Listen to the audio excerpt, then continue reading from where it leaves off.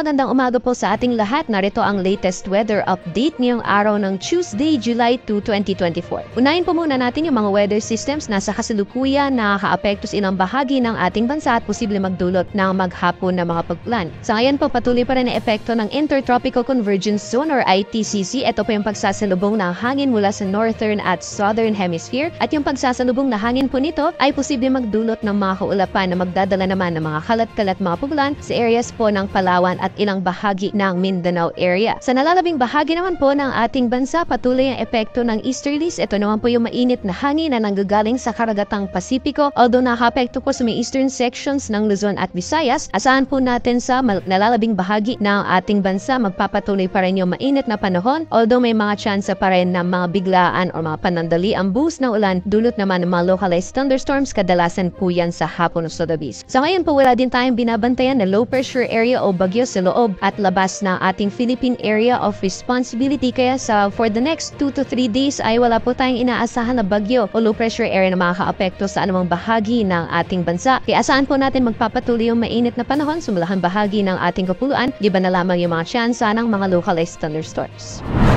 So magiging lagay po ng panahon natin ngayong araw dito sa Luzon, gaya po ng nabanggit natin kanina, mainit na panahon pa rin ang inaasahan natin at may mga tsansa pa rin na mga biglaan o mga panandali ang buhos na ulan, kadalasan sa hapon sa gabi dulot ng mga localized thunderstorms. At sa agwat naman po ng temperatura para dito sa Lawag, maglalaro mula 26 hanggang 33 degrees Celsius, 17 to 25 para naman sa Baguio City. Para sa Tuguegarao ay maglalaro mula 25 hanggang 35 degrees Celsius, maximum temperatures para sa Metro Manila aabot ng 33 degrees Celsius at 32 degrees Celsius naman maximum temperatures para sa Tagaytay at sa Legazpi City.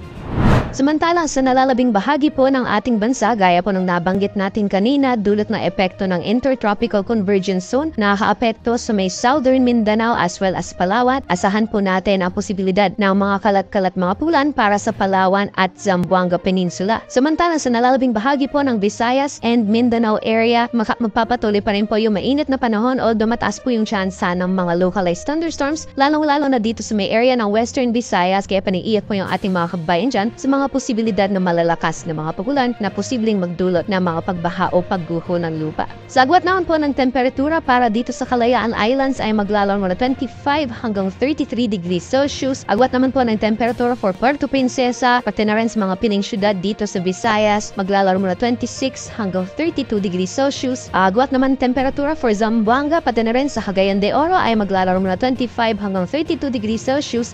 At para naman sa Metro Davao, maglalaro mula 24 hanggang 32 degrees Celsius.